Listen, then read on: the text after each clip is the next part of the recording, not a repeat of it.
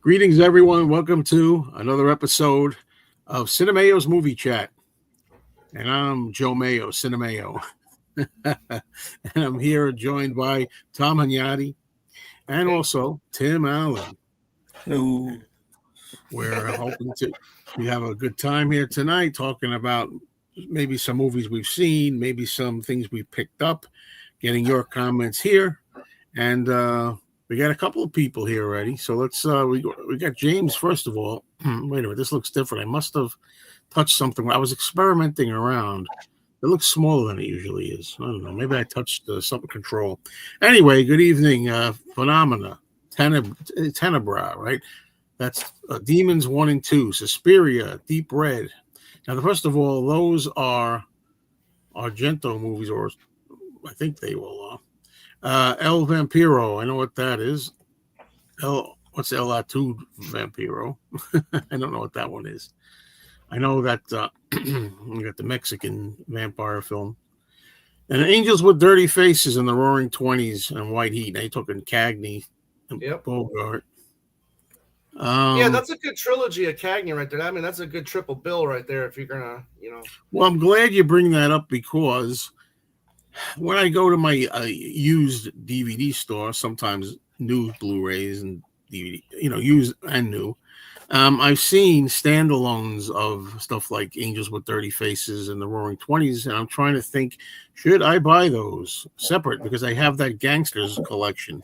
I think it's in the Gangsters collection, but Warner Brothers. But I don't know if that's from the problematic era where they say that there were the discs that were not working. There was a period in the 2000s where the discs. Yeah, but DVDs though, they weren't Blu-rays. Right, those are DVDs. Right, that's true too. The DVDs, yeah. So if it's a standalone Blu-ray, I'd say pick them up. Yeah, I might think about that. And then we got Robbie Detroit's vinyl. Hello, Robbie. If something's up, I gotta figure. Wait a minute. Let me do this. I could. What am I looking at? Media style. I mean, I can read it if you want me to. I can see it just fine. No, I can read it. It just that strikes me as being smaller than it. That's what. That's it. It's the same size. I don't mind it wasn't, but I changed it, and it's bigger than me on my screen anyway. But so Zeech Calzone. Good evening, everybody.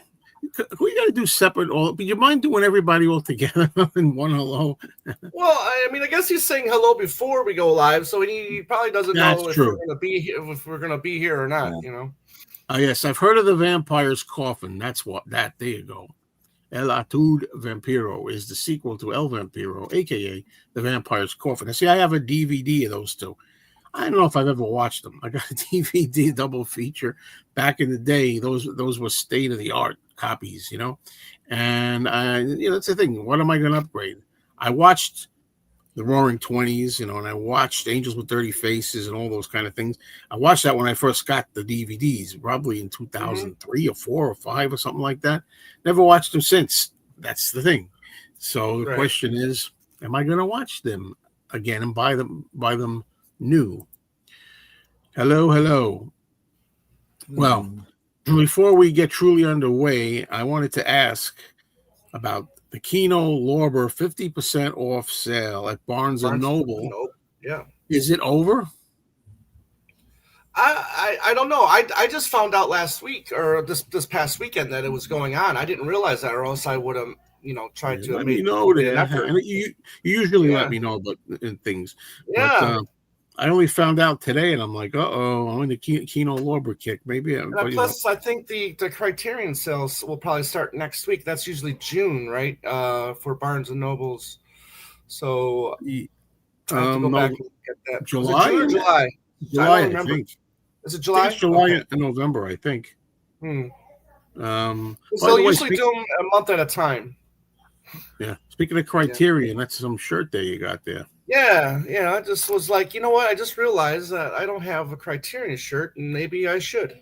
So, ordered it last week, and I got it. I ordered it the Friday of Memorial Weekend, and then I got it Tuesday. How about that? Do they make Kino Lorber shirts? You have to look for that yourself, my friend. Well, the Shout Factory, and Kino Lorber. Actually, Shout Factory. What is Dungeon Man? Was it Dungeon Man? No, that they're just releasing part 1 and part 2 of movies that I forgot that I'm gonna have to order from them. I'm gonna look that up real quick. But they're Sword and Sandal films from the 80s. Okay. I don't know. I got some like kind of news, but I don't know if I should talk about it at the end or repeat it at the end. Well, anyway, I've met a nice guy, Aaron Badgley, who Tom kind of helped introduce to me. And I found out that in addition to him loving, Beatles and stuff and solo Beatles stuff, that he also loves horror movies. And at first I thought it might just be the Universal classics, which is my favorite thing. I prefer the old, more subtle classics. He also likes Friday the 13th and all that kind of stuff, slasher stuff and everything. So Aaron and I are going to do a series where we're going to do, I don't know, some of them may be live to start with. I think the first one we're going to do is going to just be recorded, but we're going to have a kind of getting to know each other kind of thing. And that's what we're going to do. I'm going to record it. We're supposed to record it this time tomorrow. I'm going to record it and then I'll put it up here. And I'm very excited about that. And I have a series, if you hit the playlists, called Mayo's Monster Mash, which is all about horror, sci-fi, things like that. And in addition to doing this, I've wanted to do something with a person or persons who are really into the horror genre and stuff. So hopefully Aaron will fit the bill. So that's something new for the show. Okay, Kimber's here. Greetings. I just checked Barnes & Noble website. The Kino sale runs through Father's Day. How good is that? Thank you, Kimber. I'm going to have to take a look at Barnes & Noble. So the Shout Factory one, because they have Shout Factory and then they have Scream Factory. Right. I love both.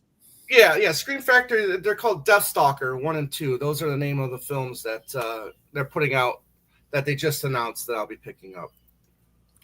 Hey, there are Kino Lorber shirts. Now all I got to do is get my own damn PayPal account. Instead of saying to my girlfriend, like last night, there's a movie I need to order off eBay. I'll give you the cash. Could you order it? Oh, why don't you just get a PayPal? So I give her the cash. She orders it for me. And I'm going to have to do that because there's things like that I want to order through online. You have no choice, right, in these days. Anyway, and that being Death Wish 2, speaking of Shout Factory, which is now out of print, I think. And it's the unrated versions on there, which is the one I want. I don't want the standard version. I want the unrated version. And that's what I'm getting. There's also a Vinegar Syndrome one, but I'm not going there, I don't think, for this. You don't know if it doesn't matter if they're official or not, though, as long as they, the Kino Lorber shirts. And PayPal really is not bad at all, in my opinion. No. How are you? I'll go on Kino Lorber website right now and I'll look for you. Okay. Oh, geez, damn me. I like amongst yourselves. I like the funk things. I'd like to find me an Olive video T-shirt. Yeah. Oh, that's another one. I forgot. That's more my thing. Yeah, I forgot Olive. Olive's also Olive. Those are my three. Kino Lorber, Olive, and Shout Factory, Scream Factory. That those things. Those are my real favorites these days. Or a Kino. I'd like a Kino, and I'm sure they exist. Before they joined before it was Kino Lorber, it used to be just Kino. Yeah. I'm sure with that, silent films. You can get that. I'd like the Kino shirt. The silent stuff, the symbol. Yeah, you can see that. You'll find the shirt with that, I'm sure. Yeah. Well, why don't we talk first about some pickups? Haul. I'm trying to think whether I should call my video series pickups or haul now, because I'm trying to figure which one gets searched the most, which one gets more hits. Blu-ray haul, Blu-ray pickups, whatever. So I'm actually pretty excited to start this. So I'm going to do it. I'll tell you why I'm excited, because last show I got a delivery the same day of the show, and it happened today too. In fact, 90 minutes before the show, I saw it out there. Here we go. One thing I'll say: Oak Films, Olive, Arrow, and Kino. All right. And here's the box. I haven't taken them out yet, but I have like sliced the box. I was surprised because usually they come in a baggie, and I only looked through when I sliced it, and I was pleasantly surprised for a change to see this stuffing. Oh, yes. Wow. What the hell? Whoever knew ordering from Amazon, things don't just rattle around. I don't understand. Let me ask you this, Joe. Did you have that go to the record store too? No. Okay. Wise guy. No. There are only 3 titles in here. Oh, Let's man. see. And one of them is a Kino. It's Kino Lorber now, I guess. But Yeah. whatever. Let me put what order I'm going to put them in. All right. The first one I'm going to show you is a Todd Slaughter film that I've never seen before. Kino Lorber. What do you know? The Face at the Window. Ah. It's a horror picture with some Todd Slaughter films from 1939. This is, and I think Todd Slaughter was in a bunch of these, and so I'm gonna.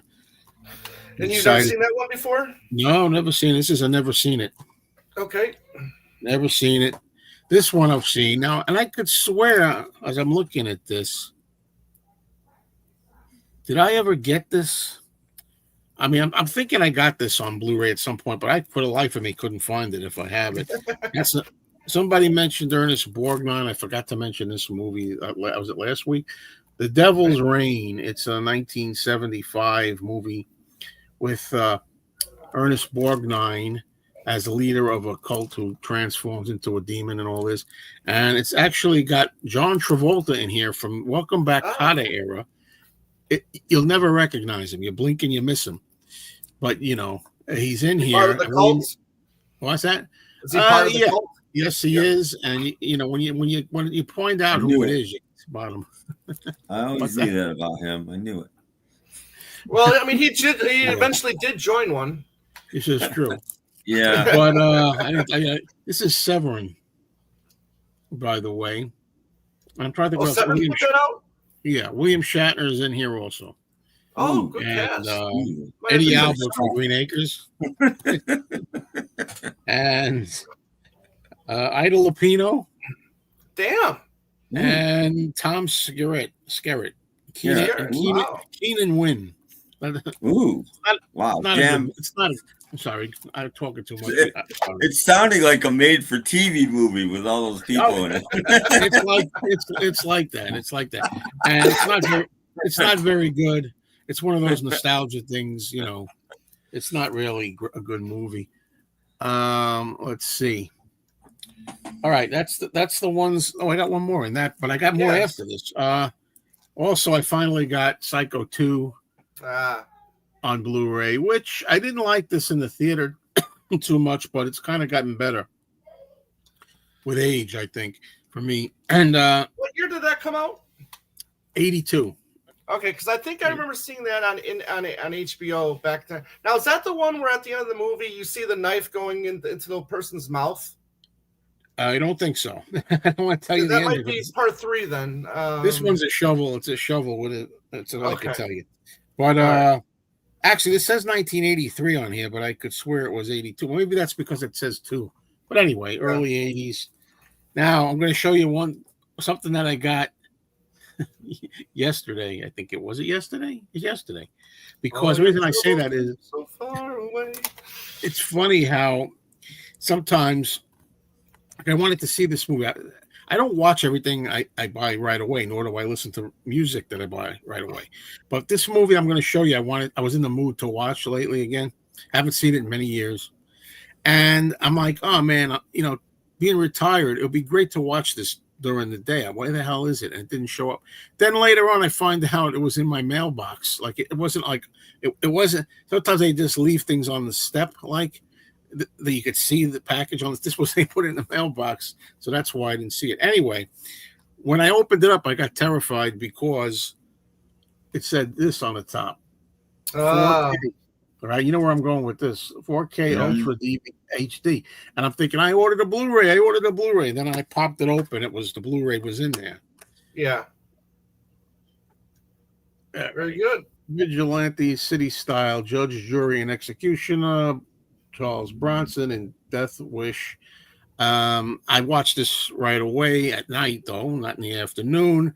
I'm going to do a review on this, proper review. I'll just say, Charles Bronson, never thought was much of an actor. That's just what I figure. I don't know. He's all right in these movies, but and I've said before, my feeling last time I watched this, maybe like 20 years ago, 15, 20 years ago, was that, it's of its time more. Like this isn't so outrageous anymore. The idea of a guy going around with a pistol and shooting, bad guys, even just, big deal, blam, blam, blam, blam, blam, everywhere you go. Oh, okay, he's using a pistol.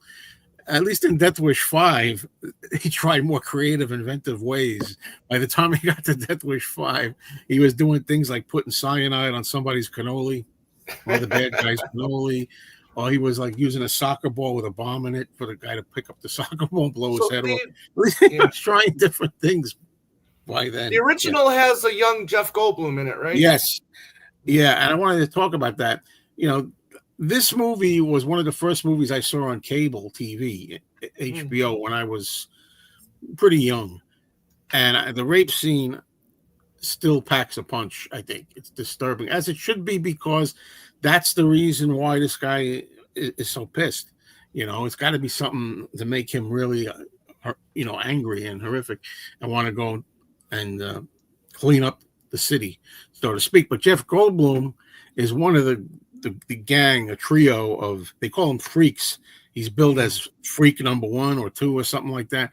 And the thing that gets me is, he does a lot of the damage to poor Hope Lang, who has a cameo in here as the wife.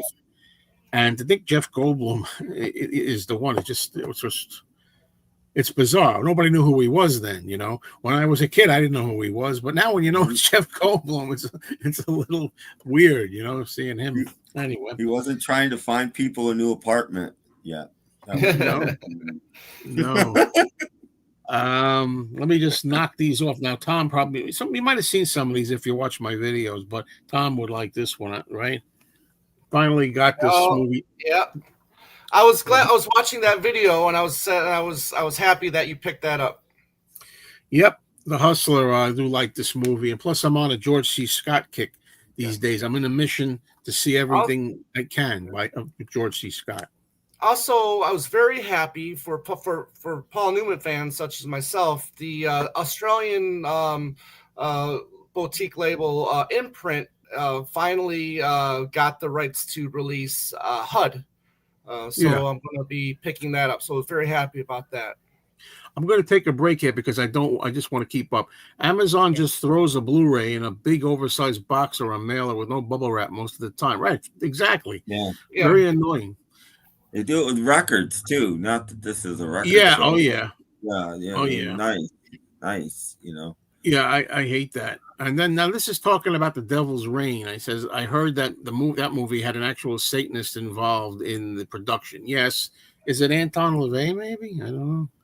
Is that the name? I hate hearing stuff like that, but apparently he was involved. I watched a movie starring him recently. He was in a movie? Yeah, no, they made it's called Satanus, I think. Yeah, but it's all about him and his cult, and it's basically a documentary. But it's a full documentary, Jane Mansfield was associated with him too. Was she? Yeah. Well, that didn't turn out well for her, did it? No. Okay, I hear people say Psycho 2 is nowhere near as bad as it could have been. That it's surprisingly decent for being a sequel made like 20 plus years after the original. Yeah, I mean, I like it. I like it now. I mean, I've caught it a few times, and I'm like, yeah, I like it. I saw 3 also in the movies, but I don't remember a thing about it. And that's as far as I went. I think I hear 3. Some people like 3 also, but I haven't seen it since the theater. So I must admit, I still have a ton of Blu-rays still sealed. Really need to solve that problem, to be honest. I hear that. I bought a Blu-ray drive for my computer, which makes it more convenient for me, at least. Okay. Are we kind of caught up right now? I have other Go comments. Go to Kimba's comment towards the bottom. Now, Kimba, if that's the one you're talking about with Paul Newman, Sidney Poitier, Kino Lorber did release a Blu-ray of that a few years back. Mm-hmm.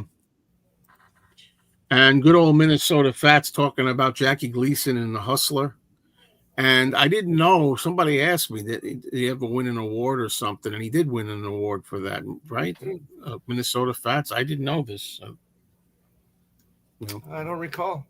I'm watching Smokey and the Bandit right now. It was filmed not far from me here in Georgia. I like that movie. I learned from watching that White Lightning film that I showed a couple weeks ago that he did a lot of films in or around Georgia because he lived close to there. But yeah, I mean in that mid to late 70s, early 80s, he filmed a lot in Georgia. Speaking of Jackie Gleason, he's in there. I think that's one of the best things Jackie Gleason ever did, Smokey and the Bandit. And I saw it on the big screen a few years ago. They brought it back. Let's see. Hello, Eric.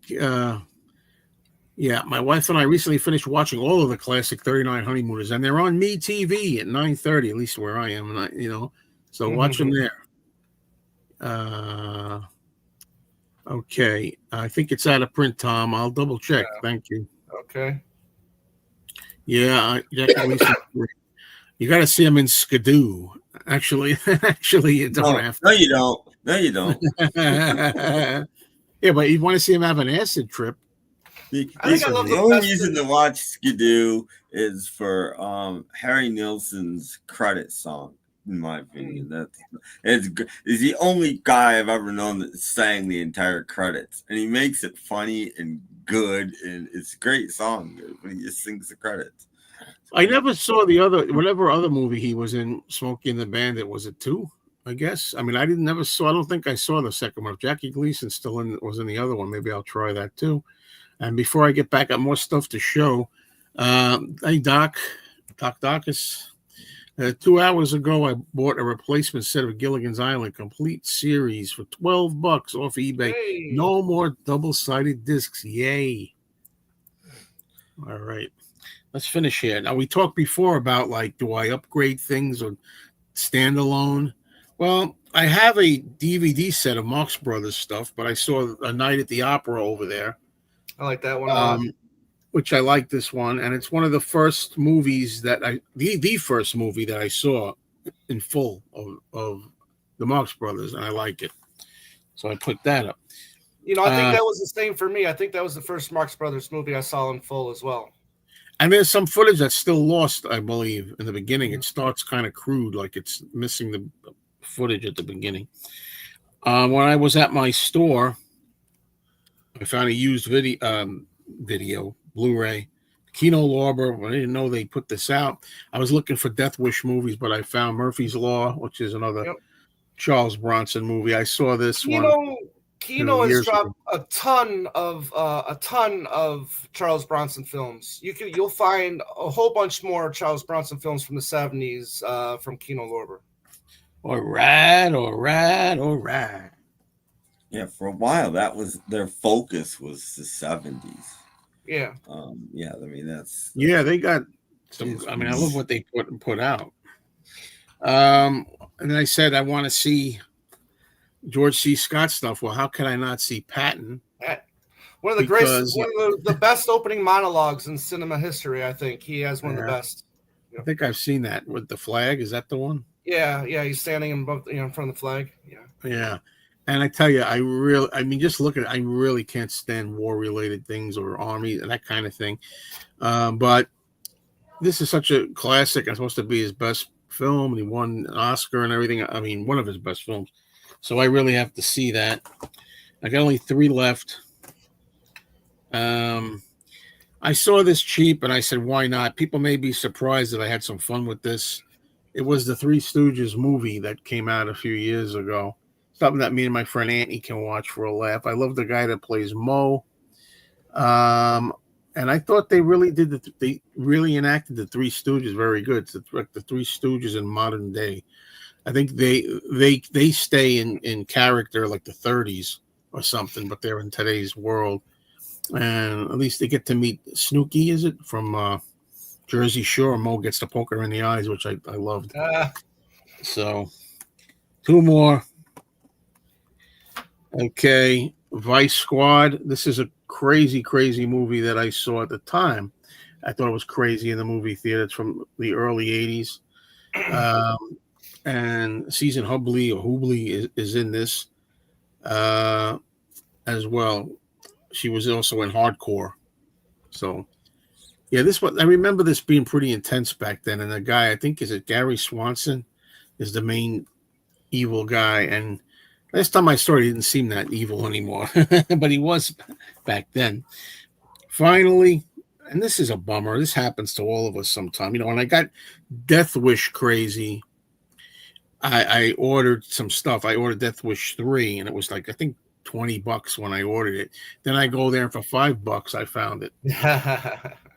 So I'm like, I got the $5 one used, and should have waited. But then I thought maybe I could cancel. Don't you know? When I got home, it was shipped already. So anyway, but I just figured, let me get it. And I'm not even 100% sure it's the same DVD, the same people on DVD, the same Blu-ray. Maybe it's 2 different ones. So anyway, yeah, that's my long-winded account today. And I'm going to put up some stuff, and then I want to hear from what Tim has done this week. Wow, I got to go up more. Ooh, okay. How do you pronounce that movie? Is anybody? Gigo? I don't know. Yeah, I don't know, Gigo. A good Paul Newman movie is Nobody's Fool. I've never seen Skidoo. You don't have to, but it's crazy. If you want to see Jackie Gleason on an LSD trip, it's wild. Curious to see it. A story has been told that Groucho decided to drop acid to find out what it was like. I don't know if that's true or BS. Groucho has something to do with that, doesn't he? Skidoo, is he in it? Yeah, he plays God. Of course he does. I guess regarding Murphy's Law, Kimber's more partial to Murphy's Romance. Does Tim like any movies from the last century? Yes. What's the last century? I'm losing it. I thought he liked everything from the last century. Yeah, I think he means this century, but the answer is yes. I like everything from the last century, but I don't like franchises. I don't like comic book movies. I don't like let's make 30 movies about stealing cars. I just don't get it. It doesn't bother me. It doesn't float my boat. I'd rather watch movies about people, human stories. That's what I want to see. Remember, an early Blu-ray of Patton was infamous for having DNR overkill. That's another thing. DNR, digital noise reduction. I think I remember like trying to look what that was once. A lot like auto-tune or pitch correction. It's like, what are they talking about? You know, it's like, let's see. I saw the that Three Stooges movie in the theater back when it came out. Don't remember it much at all. Yeah, I just like, it wasn't a great movie. I just like the way they seemed to nail the Stooges, though, pretty much. In the Odd Couple episode, The Flying Felix, the guy from the skydiving club tells Oscar, when Oscar refuses to join them in the jump with the parachutes, if Patton were alive, he'd slap your face. Yeah, I remember that. That's the episode with Terry Garr, right? Yeah. Exactly 2 weeks ago, I went to a movie theater for the first time in about 6 years, a Fathom event screening of Kiki's Delivery Service from 1989. Is that the animated film?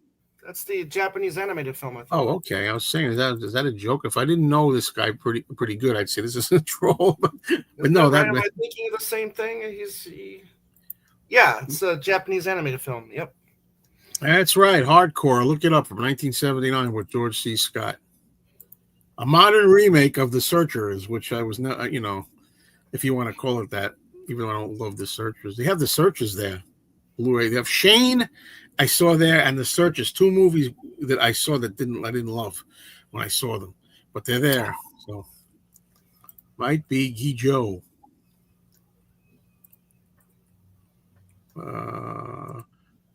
Vice Squad's bad guy is Wings Hauser. Oh, okay. Hi, Tanner. Need to pick up that Marx Brothers Blu-ray at some point. So far, I've only seen the silver screen collection set. That's probably what I have. Skidoo was Groucho's final film appearance, I think. In the book, The Groucho File, he wrote, I was god-awful in that film. This was a lousy film, right? So, oh, yeah. Absolutely not. I will not see it. Are you guys looking forward to the Naked I gotta Gun? tell you, I mean, seeing the trailer before, when I last 2 nights when I saw Mission Impossible in the theater, I'm kind of like warming up to the idea of seeing this movie. Well, in all fairness, when I say no way, I'm doing it as a loyalty to Leslie Nielsen. But I'm wondering if I saw the trailer and it was funny, and I thought the movie was funny. It's funny. It's funny. If it works, it works. It's a great scene in the trailer where they show Liam Neeson talking to his father, which is so it's Liam Neeson, yeah. But who was the original guy? Leslie Nielsen. Leslie Nielsen, yeah. So there's Liam Neeson, and he's looking at a picture That's a hard one to get straight. of Leslie Nielsen on the wall, and then there's the next guy, and he's looking at the picture of George Kennedy on the wall, and then there's the picture of O.J. Simpson and his son looking at it on the wall, and he's just like, no. That's good. That's funny. It's pretty funny. I don't know. Well, you know what? Never say never. Who the hell knows? Who knows? Yeah. Maybe. Good evening. Good evening. Tim, I can't remember the name of your YouTube channel. Is that a joke? My YouTube channel is just Tim Allen. But I haven't made a video in a couple weeks again. But if you want to find it, type in something like Tim Allen Records or Vinyl or something. Otherwise, obviously, you're going to find somebody else, not me.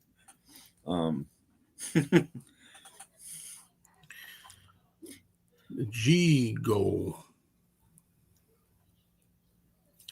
Man, oh man, we're gonna get to you guys in a minute on screen. Hold on. If you have the silver screen collection, that other box with the cartoon images of the Marx Brothers, you have all their films except for Love Happy. I have Love Happy. I have Love Happy on a DVD, separate DVD. And I do have the cartoon images one, Blu-ray with some of them.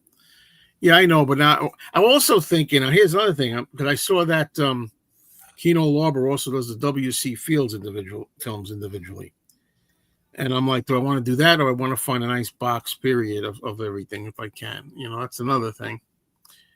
Some persons, I don't know if it was you, Mark. Somebody suggested me to see it, and no, I'm not. I don't really know what it is, and I'm not really interested. I don't think it's doing really well in the theater. And this will be the last remark for now, because I'm glad that we're doing this. We got a lot of people here commenting. That's great. I asked because every time I search Tim Allen, I only get the famous actor. Well, this is the famous Vinyl or Records or something like that, and you'll find me. Yeah, this is the famous Tim. Will you? All right, Tim. I want we've been like 33 minutes in here, and I think it's time. I really want to hear from you. So, what's going on this past week? What do you have to share? Well, I did go to the thrift store and their sale is over, thank goodness, which means they put out a few new things, not much. Because I know people think, like, why do you only go to the thrift store? It's all I've got that sells media anymore. I mean, literally nobody else. My Barnes & Nobles doesn't sell video. Just books and a few records, that's it. And Target doesn't anymore, and, Walmart has a tiny little section, and that's about all I got. So, thrift store. Anyway, so I went to the thrift store. I didn't find any movies, but, well, this is a movie, actually. It's just a music movie. It's a Jonathan Demme film. Neil Young, Heart of Gold. I wonder if I should do this. I think I should do this. Yeah, I used to have that. Yeah, is it good? Yeah, I enjoyed it. Well, I mean, I'm a Neil Young fan, so yeah, I enjoyed it too. You know, don't love everything he's ever done, but I'm a Neil. Yeah, Young I like fan. Neil Young. So 2-disc set, pick that up, and I just couldn't pass this up. This is still sealed, and it was $2, and season 1 of Flipper. Here he is again with those great deals. How could you not buy season 1 of Flipper sealed for $2? I mean, you have very to. easily. Well, actually, for $2 maybe. I think I'd rather see Day of the Dolphin with George C. Scott. But that's all I found as far as finding stuff goes. Okay, so that's for fines. Yeah. Hi, Cherry Carter. Mentioned to Joe recently 30 Rock, Tina Fey. Somebody said one of the spiel said one of the most acclaimed comedies. After getting into it, gotta agree. That's good. 30 Rock, nice. I've certainly heard of it. My Walmart has an okay-ish amount of media, I guess, but not as much as it used to be. Oh yeah, it's a half. It's a mirror of itself. Yeah, it's one aisle and half the slots are empty. So yeah, great. Disappointing. And of course, they never carry anything more boutique, I guess, like Criterion and all anything super niche. Yeah, I know. I'm going to see Neil Young and Van Morrison live in Dublin in 3 weeks. There you go. I envy you. I would love to see Van Morrison in Dublin. Enjoy yourself. I'm a bit weird and consolidate my DVDs sometimes. For example, I'll put Grease and Grease 2 in one case and slide the artwork behind the other. Visually, too much stuff drives me nuts now. Okay, whatever works. Yeah, cool. Eric says the box set to get is W.C. Field's Comedy Essentials Collection. It has 18 films. Now, I'm assuming DVD. Not that I care. And, I'm still all right with DVD for the most part. But then I wonder someday if I get a bigger television one day and everything, how they're going to look. But I'm all right with them still. When I have to watch a DVD, I'm pretty fine 99% of the time with it. It looks fine, most to me. All right, Tom, what do you have to show us in terms of pickups? All right.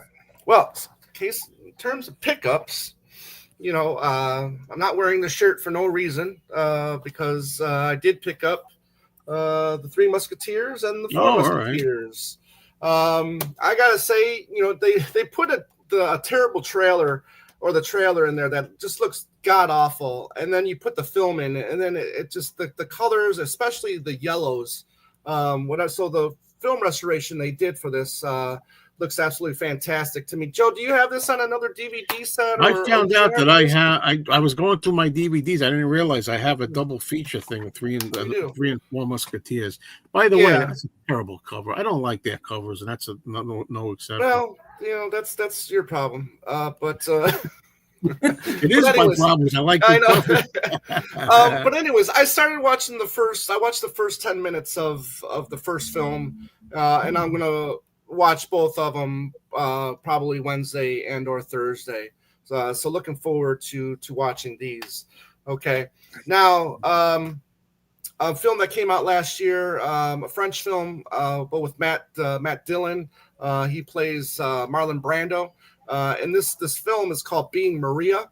Okay, and what it is, it's about Maria Schneider. Now, if you know her, you know that she was in the film Last Tango in Paris with Marlon Brando, directed by Bernardo Bertolucci, and she was in a very disturbing scene, which really affected her mentally. And this film is, her story. And how that scene affected her life after, and her as an actor, as you will. But if you know the film Last Tango in Paris, you probably know the scene that I'm talking about. And it involves Marlon Brando, it involves Maria, and it also involves some butter. And I'll let you take with that as you may. But this ended up being really good. Matt Dillon actually plays a really good Marlon Brando. So if you're looking for, if you like Last Tango in Paris, this is a good companion piece. Hold on. I never saw Last Tango in Paris, but I did see two knockoffs. Last Tango in Tijuana and Okay. Last Tango in Tampa. Yeah, there's definitely probably some knockoffs. That's a line from one of the Odd Couples. Yeah. When Felix directs the porn film, doesn't realize right. it. A really good British gangster film from Mike Hodges. Now, if you know Mike Hodges, he directed. I thought he managed the Mets. Yeah, right. Now I'm forgetting the not Get Shorty, but get the one with Michael Caine. Why am I forgetting the name of that film? Get Carter. Get Carter. Thank you. Yeah, he directed that. But this is from 2004. This is called "I'll Sleep When I'm Dead." That's what I said. What I said to everybody. I just said that this morning. Yeah, "Sleep When I'm Dead." But great cast: Clive Owen, Charlotte Rampling, Jonathan Rhys Meyers, and Malcolm McDowell in a bit part. I'm a big Malcolm McDowell fan. So this is a really good gangster film from 2004. Clive Owen, he's a gangster. He gets out, and then as they say, for some reason they pull him back in, and there is a reason why he gets back into his old ways. But I'm not going to spoil it in case you want to watch it. And this is a Kino Lorber. This is a Kino Lorber film, or released film, I should say. Okay. Another Kino Lorber film, as we're talking about Kino. This is a noir film from 1990, directed by Dennis Hopper. It's called The Hot Spot. Do you have noir films in 1990? Believe it or not, Dennis Hopper directed. Yeah, starring Don Johnson, Virginia Madsen, Jennifer Connelly. Now, if you're a Jennifer Connelly fan, you want this film. Wink, wink. You know what I mean? Yes. Okay. If you like Virginia Madsen, I can become a fan. Yes, you want this film. Dennis Hopper directs, as I said, and it's a really good. The only thing about it is it's not black and white; it's a color noir film. But I enjoyed this a lot. This was the first time I watched it, and really liked it. Okay. The other pickup, my favorite actor, his last movie that was in cinemas. Just came out on Blu-ray, and that's called The Alto Knights, where he plays two gangsters. And I enjoyed this one a lot. Directed by Barry Levinson, which they've worked together about 4 or 5 times, and they're a good combination. So there you go. That's the pickups for this week. All right, let's. I see already Eric stole my thunder, but James had said, was Boris Karloff in a Laurel and Hardy film or short? Well, the thing is, when I was growing up, I saw in a Monster magazine, they had a photo of Laurel and Hardy acting with Boris Karloff out of prison, and it was from a film called Pardon Us, and one of their longer film. I think it's a feature, like an hour long or something. Anyway, and then when I finally saw the movie, Karloff is not in it, and then I realized, well, he's in the French version, which is what Eric said. James, Boris Karloff was in the Lost French language version. Lost. Can you imagine? Karloff and Laurel and Hardy. Lost. All right. Let me just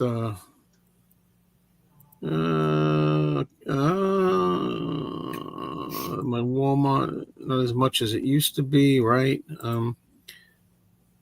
Right. I'm sorry here. I'll get there. Oh, yes. What's up? I hope that Mike's still here. Mike, I'm going to do what I always do. What's up? I'll tell you what's not up. Who's not up? You're not up here. You need to come up here.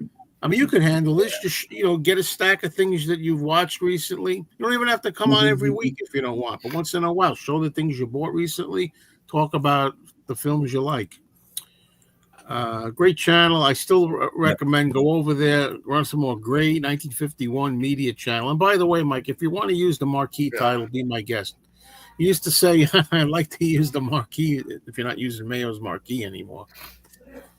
So I watch him. I like that. I like him a lot. Oh, I love it. I love it. He's got great taste in film. Yep. So check him out. He's changed rooms though for the last couple of videos. I miss the clock going off every 15 minutes. It was in almost every one of his videos. Yeah, I liked it. I'm not being. I actually liked it. I looked forward to it. Yeah, well, it's like me with the train going by. It's always little touches in videos that people get used to. I personally don't see much point in buying DVDs brand new anymore when the price difference is so small. Well, yeah, I would never buy a DVD new one. I mean, over a Blu-ray, never. But if there's some movies, still the only way you can get them on physical media is DVD. Yeah. I have a few of them, and especially like some foreign movies, if you're into that, or new documentaries. A lot of them are still only coming out on DVD. You know, Doc, I wouldn't be surprised at this. Knowing Tim Allen's luck, I would not be surprised. He'll find season 1 of Doctari for $2. Yeah, I was. I know. Look, I'm not trying to recover from a mistake here, but as I'm making fun of that cover, I'm thinking, is that a poster? Yeah, I would imagine. I would probably guess that. What a dull cover. Because you see the Four Musketeers, throughout the cover there. So if that's an actual poster, that's probably what they would team in the two movies up or something. Well, exactly. It would be like a double bill at a drive-in or something like that. Yeah.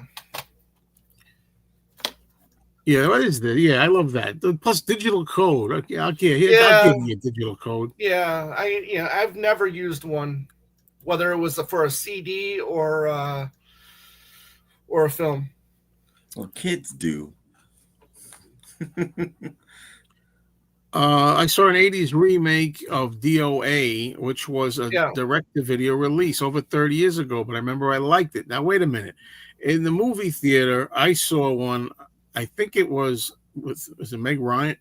Meg Ryan, maybe? That was a remake of DOA, but it was called something else. Is that possible?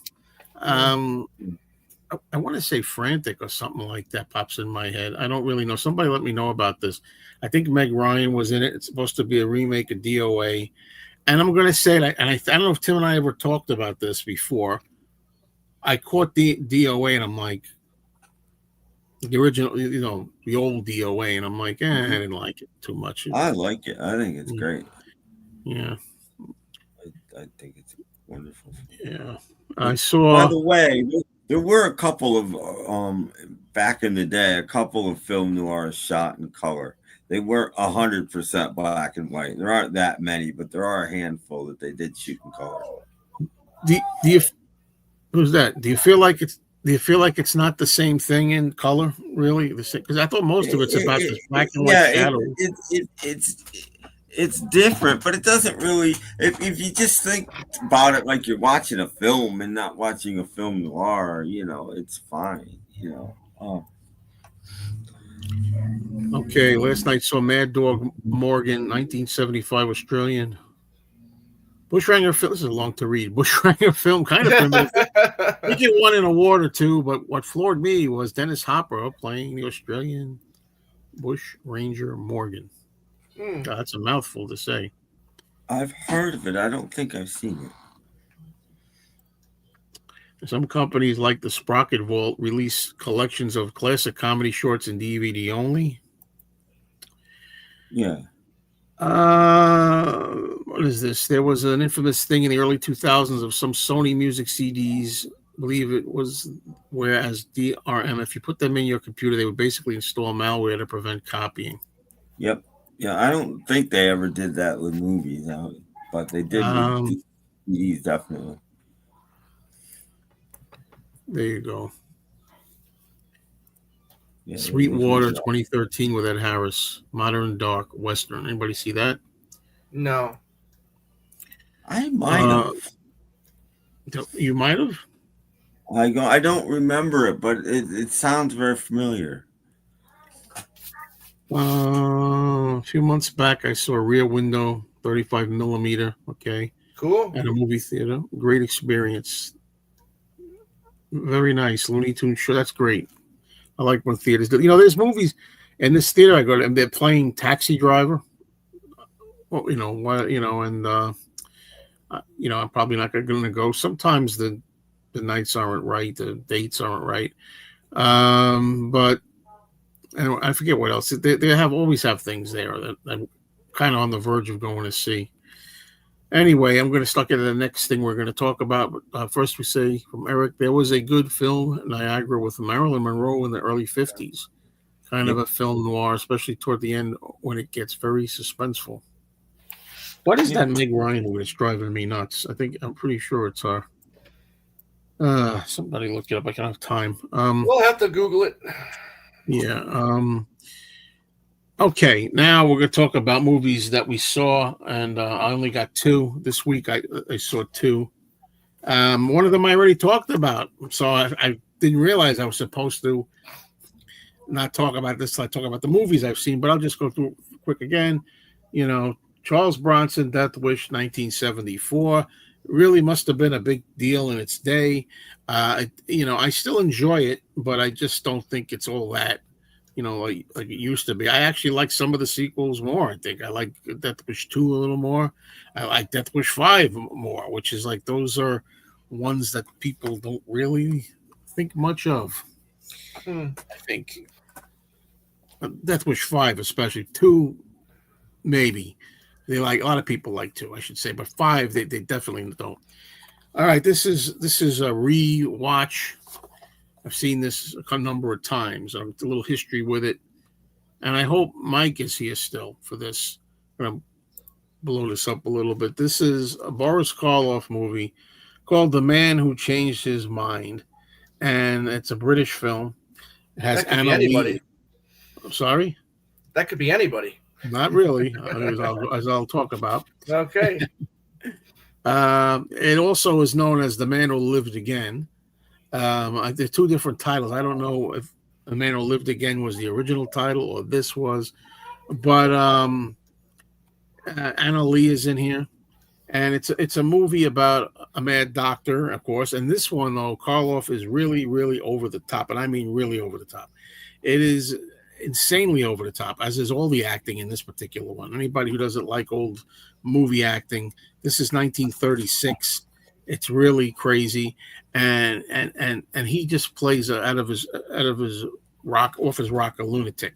And the idea about changing the minds is he transfers one person's mind by electronic apparatus to another person's mind. He can change identities that way. I think since then this has been done in TV shows and movies and things a lot of times, but that's the idea of it, which is why they kind of call it, I think, The Man Who Lived Again originally. But it's a pretty interesting film, and it goes quick because it's only 65 minutes long, and it goes really quick. And anybody who likes Boris Karloff and there is going to like this. And I see there he is. The Man Who Changed His Mind is wonderful. Absolutely. If you like Boris Karloff and if you like this kind of stuff, reminds me of somebody else's review, huh, Tim? Yeah, a little bit. Wonderful. No. I'll tell you afterwards. No. I'm missing something. Yeah. Anyway, this company here is, I never could say it. Shanachi.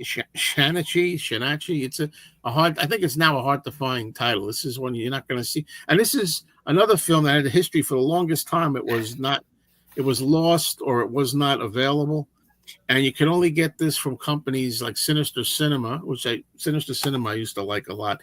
They have rough 16 millimeter copies of this. I had a rough 16 millimeter copy, a little choppy in spots. This is the best you can get it. So I recommend it for fans of Karloff. You can't be without it.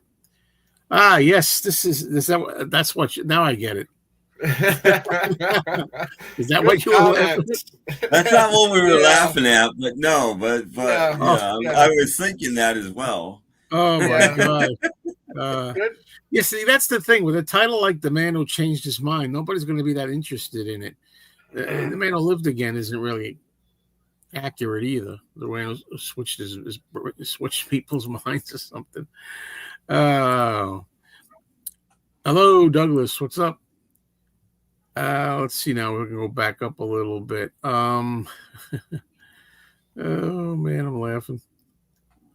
Rear Window was great. It was a fantastic set that they built for that film with all those rooms they had to light for the actors inside. Okay, I look at that on the big screen. There it is. Now I know what I'm talking about. DOA had Meg Ryan and Dennis Quaid, 1988. I saw it in the movie theater. I knew I wasn't going to make it. I almost said Harrison Ford, but it was Dennis Quaid. And I'd rather watch that one, I think, from what I read, my memory of it, which I don't say that often. Believe me. I remember thinking too with the original DOA, like, what are you going to accomplish? He's poisoned and he's going to die. He's going to die. You're going to find the guy who was killing you. It's like, don't you got anything better to do? Get your affairs settled if you only have like hours to live. I don't understand that. Or maybe he had to search for a cure or something, or to stop it in that time. I don't get it. But it has been a while. How about 1944 film Halfway House? Ring a bell for Timmy? Nope. Yeah, that's going to be that'll be the sequel. Yeah, I like that one too. Thoughts. Yeah. But this is really a gem, though. This really is. That is a gem. I got to admit, that is funny. Yep. All right. Let's see. Anthony was the man who changed his mind when it came to that Frankenstein film. And everybody's saying you're supposed to store your drugs in there. Like that's like, put your weed in there. Put your weed in there. So as much as I like Boris Karloff, I have to say I much prefer Peter Lorre as Mr. Moto. Karloff. I gotta say, if you don't mind, Joe, I just, do you think did Andy not think that you were going to find out that he took it to record store to try to resell it? I don't know. All I know is I've been there 3 times since, and it's still there. It's still there. Nobody's going to buy that thing. Funny stuff. Something happened here. Oh, I don't want to share my link. I pressed something. I got rid of it again. Hold on a minute. All right. I'll have to see that film. Yesterday, my daughter and I watched The Black Cat after she found some footage of Karloff and Lugosi hosting a Black Cat contest. Well, how did your daughter like it? Well, how old is she to begin with? The Black Cat is great, I think. But yeah, I know about that footage of them hosting the. There's not much to do with the cat in it, or not much to do with Edgar Allan Poe in it either. But it's a great rivalry between Karloff and Lugosi's their characters. What do you think of The Ghoul with Boris Karloff? That's a 1933, another British film. A really good copy of that. Same thing, where you couldn't get a good copy of that, and then finally a DVD came out. I don't remember the company. Why do I want to say MGM? And it looks amazing. That film's a disappointment to me because it starts out good at the beginning, then most of it, 3/4 of it, is boring as hell through the whole thing. And at the very end of it, Karloff rises from the tomb and comes back to get his revenge. But the whole thing going on while you wait until he rises again is dull. So that's my feeling on that one.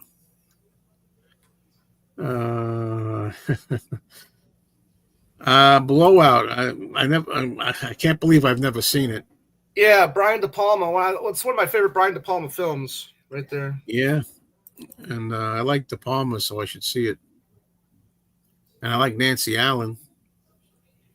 She's in that one, isn't she? Yeah, Nancy. Yeah, he and or I should say, she and Brian De Palma were an item for many years. Yeah, that's right. And I think she's the kind of a weak link in the movie Dressed to Kill, to tell you the truth. But yeah, I don't know.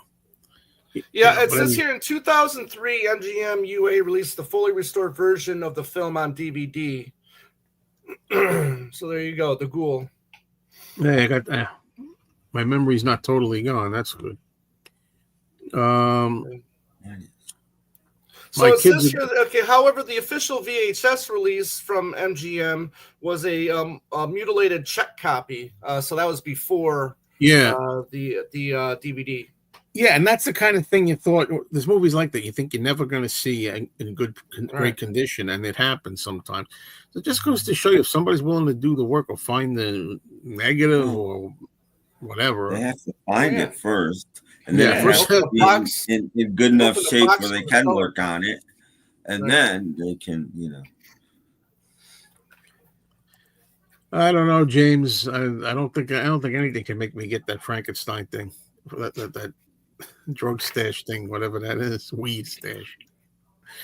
When my older daughter was in high school, the subject of silent films came up in history class. She brought in my DVD of Habeas Corpus, 1928, Laurel and Hardy, and the class laughed and liked it. That's great.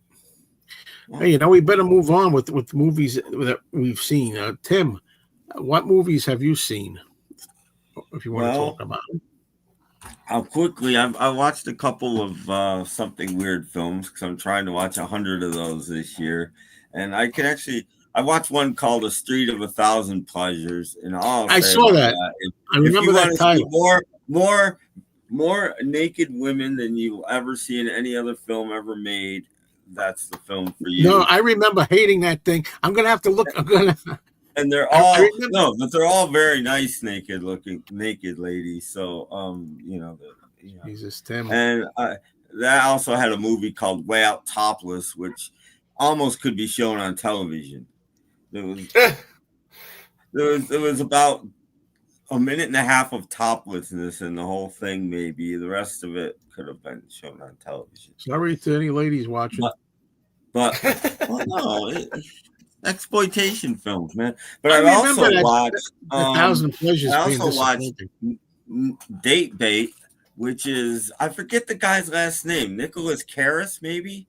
He made a lot of movies like High School Confidential and a lot of these teen movies that were, and he was like people think, people like Hitchcock were auteurs. This guy wrote the movie, directed the movie, shot the movie, wrote the soundtrack for the movie, edited the movie. Yeah, edited the movie. This guy was literally like a one-man show. And Date Bait was pretty good, actually. Date Bait is one of those, it's your typical teen film, but the titles are always misleading. It's nothing about Date Bait. It's, the typical girl in trouble kind of film. And then I watched another film called Bad Girls Do Cry, which is late 40s or early 50s. This is an early film for this kind of thing. And again, this one's very strange. It's about this guy that's basically hooked on drugs, and it's this early of a film, and it's this kind of drugs, which you don't see in 40s and early 50s films. And he's been in an institution, and he comes back, and there's these two nice, sweet couples that love each other, and and this guy comes along and wants his girl back, who's only been on like 2 dates with the guy ever, and wow. This guy's brother is the head mobster and basically runs the town, and almost everybody winds up dead at the end.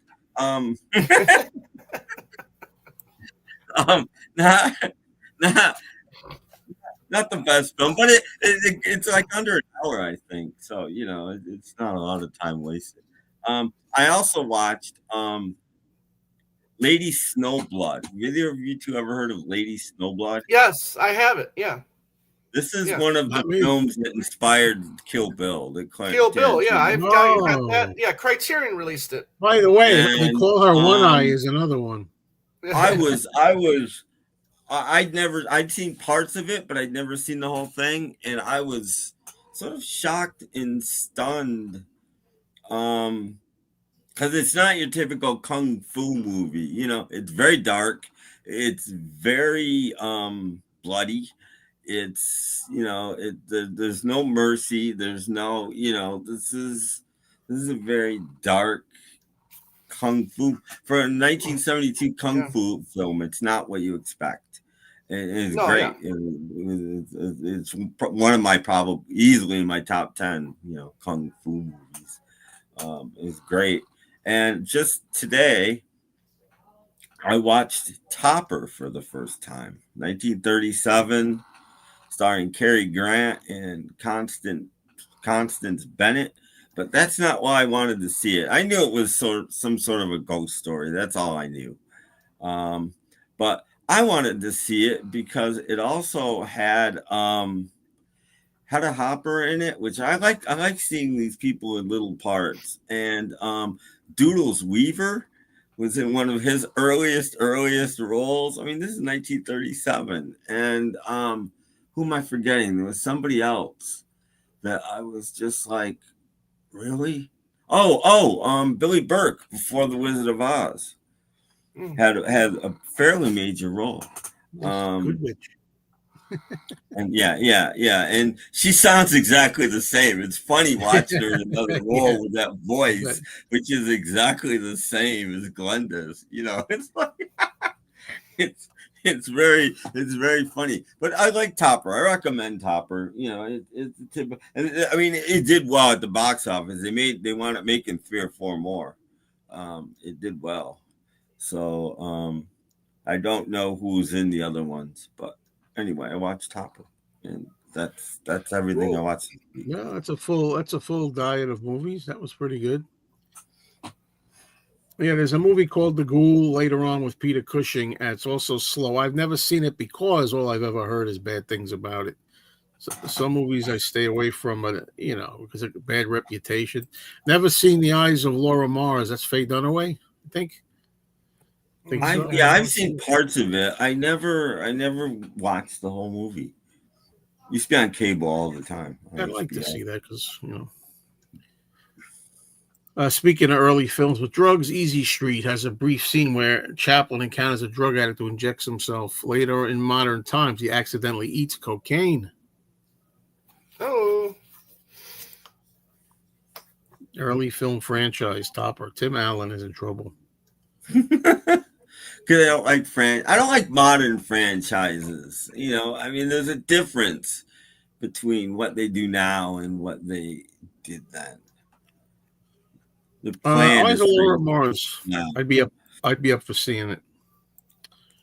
There you go. Hal Roach Studios topper was made there. Yes, Hal Roach made it. I forgot to mention that. Hal Roach made that movie. The Pink Panther movie is good. The only one I saw was the second, which has Herbert Lom, who steals the show. I've never really seen them.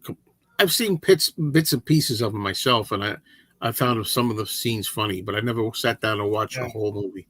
I've always enjoyed the first one, but it never made me want to watch the sequels. Yeah, I've seen Son of Pink Panther, which is Elliot Gould, I think. And that's the only one I have any I know I've seen the Pink Panther, but I don't really remember it. All right. Well, Tom, I think you're up to tell us about movies you've seen. All right. Well, I mean, I did talk about the Blu-rays that I watched last week when I was showing them. Right. But I did go to the theater and I did see the new Mission Impossible film, The Final Reckoning. This is the 8th movie in the franchise, and I would say probably the last with Tom Cruise, anyways. And Joe, did you ever see the original Never saw any of those Mission Impossible movies. Yeah, so I mean, if you were going to go see this film, you should at least have seen the first film and the film that came before this, the other, the prequel to The Final Reckoning, Dead Reckoning, or I think it was called. The films in between, they briefly mention important segments during the movie, this film. So it was very easy to follow, and I was very, very happy how this franchise ended, if it is indeed done with Tom Cruise. And there was a few moments that were, you had to suspend your disbelief there, but they're saying these things were possible. So, I mean, I guess whether you want to believe it or not, but but there's some great scenes with an actor that was in the first film. Excuse me, and I won't say the scene that he was in from, and I completely forgot. But so they did show him from the original film, and that's another thing that I liked about this movie too, is that they're also keeping in mind that people probably didn't watch all of them going into this one, so they kind of like give you like little reminders to where they weren't really insulting your intelligence, for the people that were like really, really big fans of this film. So I did appreciate that. And action scenes. I mean, Tom Cruise is just an incredible action star. and the action scenes in this one did not disappoint. There was a scene where he's in a plane chasing the bad guy in another plane, and Tom Cruise goes from one plane to the other plane, and it's it's visually appealing and really good action scenes. And there's some instances where I felt like I was watching Indiana Jones, Harrison Ford from Indiana Jones. There's a little bit of that, and a little bit of, spy thriller, a little bit of, there's a moment there where it felt like they were breaking the fourth wall, where him and Tom Cruise and one of the actresses were looking at the screen, so if there was a little bits of comedy in there too. But I was really happy how they ended the series, and like I saw it 2 days in a row. That's how much I liked seeing it the first time.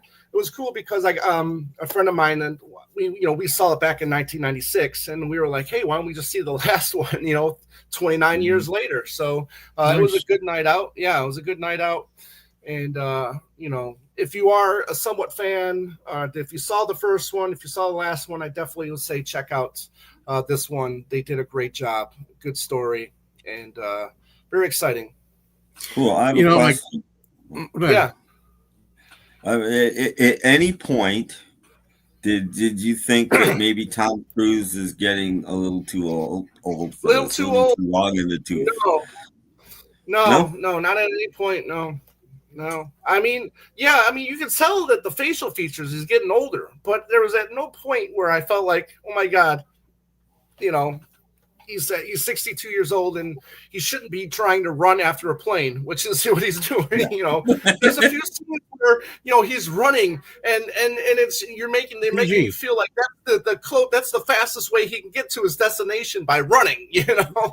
So yeah, there's some silly parts in there.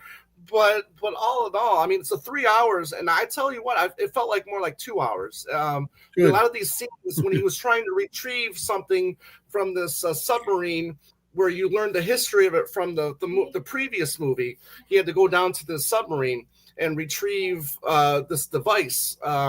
It's like a half-hour film, but you're part of the film, but you're so into it where you just don't notice the time. And that's another great thing about this film is, that first hour they're reminding you of everything that's going on, but there's action going on at the same time, so it doesn't feel like it's dragging.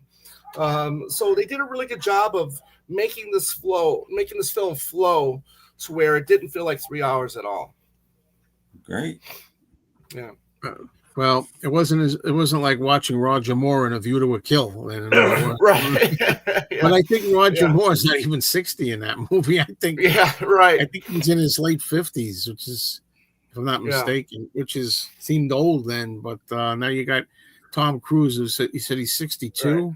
Earlier. Yeah, but see, that's the thing is because as we were talking before, I was talking about mentioning how his hair's a little longer, so they got it kind of like over his forehead, and they got it combed in such a way to where if you're from a distance, you're looking, oh, this is a younger person, but yeah, it's well worth a view. I didn't mention. I didn't hear you mention. I didn't mention those horrible letters, CGI. I mean, that's what I'm afraid of with those movies. Yeah. I know I'm going to see cars flipping over cartoons, or maybe he looks like a cartoon sometimes. Yeah, this isn't the case with the airplanes. These are actual shots. Now, I would say maybe the stuff with the submarine, from a wide shot.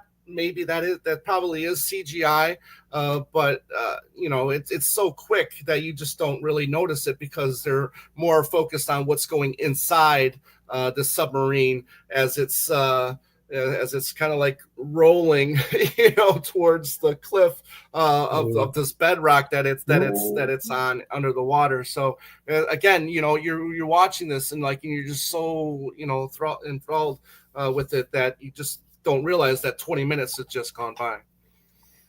Well, that's good. That's the idea. That's the idea. No, I didn't see it. Now I did go see the animated, feature when it originally came out, and I wasn't the biggest fan of it. So no, I skipped Lilo and Stitch. So sorry about that, Doc. People won't believe this, but I'm glad that if this series is over, I'm glad it ended on a really good note. I really am. Oh no, that's sure, that's great. Yeah, like I said, it tied nicely with the first one, which was a film I didn't care for. I didn't really care for that first film. My favorite one's always been the second one, which I know most people don't like. But me being a John Woo guy, right? I like the second. So then, so then, as I knew that the last film, Dead Reckoning, was coming out, a lot of people were raving about the fourth, fifth, and sixth film. So then I was like, you know what? I want to go back and give these movies a shot. So I bought the first one, I rewatched it, and I dug it. So then I started going through the films, and then, like I said, the fourth, fifth, and sixth were excellent. Fallout, Rogue Nation, and Ghost Protocol. But then when they got to the seventh one, Dead Reckoning, I mean, that wasn't, it wasn't one of the better ones. But then now this one, I think they just tied the bow and put the cherry on top, and it was a great ending. Okay, well, that's a big recommendation. Well, I hate when I remember things later after I talked about them, but I'm showing this movie like Death Wish. I watched the commentary track, listened to the commentary track for Death Wish, and also Death Wish 5, The Face of Death. The guy who did the commentary, film historian Paul Talbot, who's the author of series of books, Bronson's Loose. And let me tell you, we talked in the past about lousy commentaries are good. These are great commentaries. This guy knows his stuff. He wrote books on this. He can tell you, like, when this part was shot, they did this scene, things they didn't use in the script, like lines that were supposed to be said, but they didn't use them. Like, he's got all kinds of interesting facts about these movies. So I recommend the Death Wish. So far, Death Wish 1 and 5, those definitely have good commentaries. I'm trying to think now. I have Death Wish 3 here. And apparently he's in Death Wish 3 also. He does a commentary for. I haven't watched it. He probably does them for maybe all of them. I don't know. But they're very good. Going back to Pink Panther. Pink Panther Strikes Again is the one with Herbert Lom as the bad guy. He's over the top and maybe as funny as Peter Sellers. How about going back to Topper? There was a TV movie, Topper Returns, with Roddy McDowall, 1973, I think. Well, that's a remake, because there was an original Topper Returns. There's Topper Goes Here and Topper Goes There. Topper Goes Topless. Yeah, something weird put that one up. Yeah. The first movie I saw of the Pink Panther was shot in the dark in the movie theater. Peter Sellers and Elke Summers. What foxy lady for that time. She's in a movie called Barren Blood also. Elke Summers. See, I know the horror stuff. Sean Connery was about 40 in Diamonds Are Forever, and that was considered kind of old for Bond in 71. Well, I would say that Roger Moore, I thought he looked younger as he was getting older for some reason. I don't know. Maybe it was just his hair color. I thought he looked younger as he was progressing, more so than Sean Connery. Well, I got to disagree about Roger Moore. But yeah, I could see he looks young, because I don't know. To me, I saw him first. Well, The Spy Who Loved Me was the first Bond movie I ever saw, and I'm happy for that because I love it. I'm glad that was my first.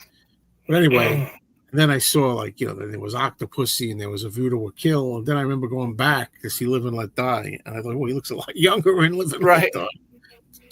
And Man with the Golden Gun, well, that came after that one, Live and Let Die. But anyway, hello, Rob. The movie Paris, Texas. Paris, Texas, yeah. Wim Wenders, Harry Dean Stanton, fantastic movie. I would say that's close to being a masterpiece, as close as any movie can be a masterpiece. I really love Paris, Texas. Never seen it, unfortunately. I know about it. Just never seen it. I like good commentaries. Paul McCartney did audio commentary on Magical Mystery Tour. I don't remember. I don't remember it being anything spectacular either. I don't remember it being good, but I know his voice. I remember his voice being horrible. Yeah. That might have been the worst I've ever heard his voice, but he's gotten better since then, I think. I know everybody say it. Let's not be the beat. Oh, I like to see how you sound when you're that age. What do you expect? The guy's not 25 anymore. It's like we're just reporting on the state of it. By the way, this has nothing to do with this. I saw the newest Ringo Starr interview. He looks great, and he talks about being 85 soon. He's going to be 85 next month. And anyway, it's Associated Press, I think. Yeah, I haven't seen it. I'm come up in my feed. I haven't seen it. I've heard that Never Say Never isn't considered to be canon for James Bond. He was in his 50s when he did that. Well, I call it canon. I call it canon. If it wasn't produced by a Broccoli, if it wasn't produced by a Broccoli, I don't think they would consider it a canon. A different company made it, so it's not. Yeah. There was a really good show that Ghosty did. I forget his name. David Wills, Ghosty. And he was talking all about James Bond films, and he had, I think, an author on there. I don't know who it was. And they were talking about the future of the franchise. I've still not seen. Is it No Time to Die? Was the last one? No Time to Die. Yeah. I have it, and I still have not seen it. I have a lot of trepidations about seeing it. I never saw Spectre either. The one I think before that. I have both. But anyway, they were giving suggestions as to where the franchise should go. My feeling, for what it's worth, is if they're going to do any more James Bond movies, if they want to continue the character of James Bond, Agent 007, he has to go back to being the way he was conceived, and that means not woke, not PC. You got to just close your eyes, grin and bear it, and let him be James Bond. If you want to make any other kind of double agent, be he male, female, whatever it's going to be, anything else you could imagine, it's not 007 and it's not Bond, anything Bond. It's whoever. John Doe. I would add to that you're right to an extent, and I would say that if you want your movie to be successful, do what Joe says. If you make the Bond however you want to, but I think if you want it to be successful, you need to portray Bond as he once was, as Joe said. That's what I think. But because I don't remember. I mean, I don't remember. I don't know what the last one. I have some ideas of what was going. But if you're going to make Bond a woman, or you're going to make him somebody different or whatever, fine. But it's not Agent 007. It's 009 or 008 or whatever it's going to be, and it's a whole other character. Make a whole other character. Make she, him, her, whatever term you want to use. Just make it a different character altogether. Not James Bond. Well, in the last two, I mean, there's the 007 is already a female in the last two films. Okay, so what happened to James Bond? Now, wait a minute. But he's you'll have to watch him. I guess he gets fired or something. Then something happens. You have to watch him. That's what I'm thinking. I've heard. He's not longer. I just think Disney should buy it and ruin it like they ruined everything. That's another thing. Yeah, is it Amazon? Amazon now owns MGM. Yeah, I can't believe they did that. They actually sold it over to them, handed it over to them, right? Yeah. Broccoli and Wilson. Well, no. So Amazon now has full control of the Bond franchise. They gave a go away check to the Broccoli's, and they will have no more. They no longer have any creative control of the James Bond franchise. So whatever Amazon puts out, it's going to be their doing. So they'll be the only ones to blame. Well, I could blame the others for handing it over to them. Yeah. But we'll see, because I have no interest in. I had no interest for a long time. What's the last one that I really liked? Help me out. I love Casino Skyfall.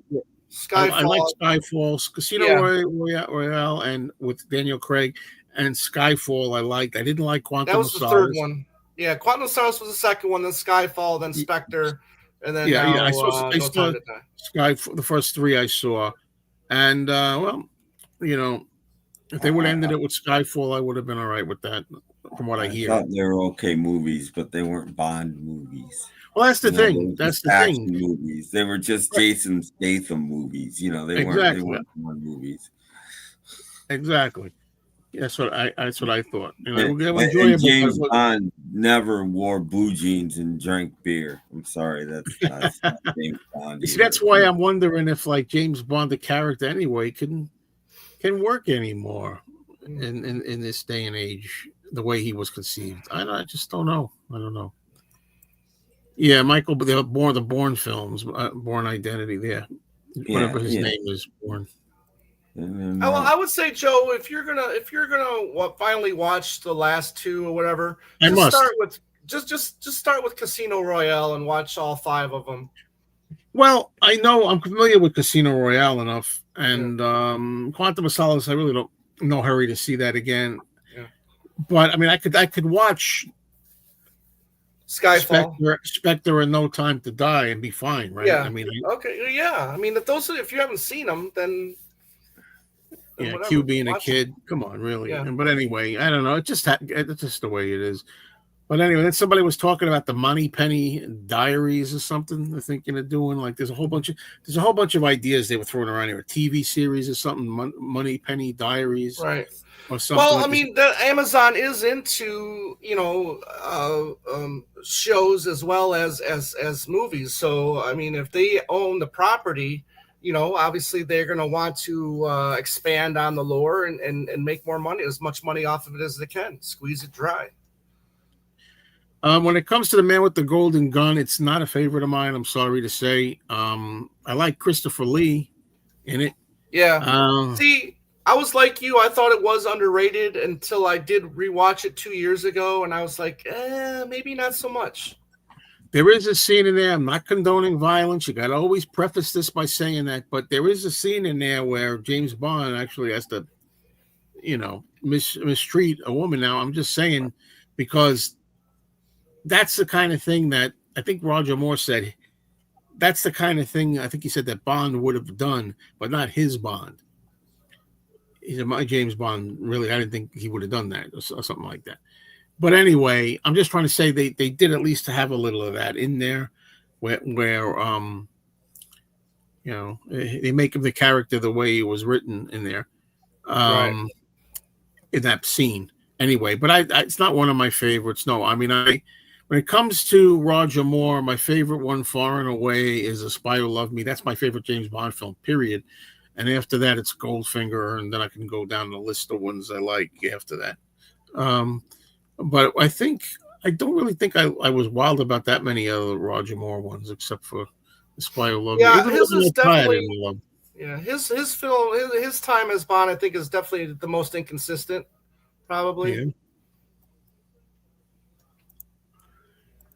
I saw it in the movie theater. I remember in the movie theater that year in 1983, they were battling the Battle of the Bonds. They had Octopussy from the one studio and Never Say Never Again with the other studio.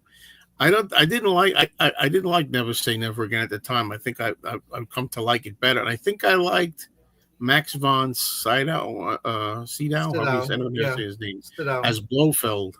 I think I liked him. I like a lot better than Telly Savalas. I'll tell you that in that part. But I don't know. Yeah, From Russia with Love. I do like it. I mostly, I like it now. I had a hard time when I first saw it, because I thought it was a little involved, heavy plotted and stuff. But I like it now. I like Dr. No a lot. That's what, yeah.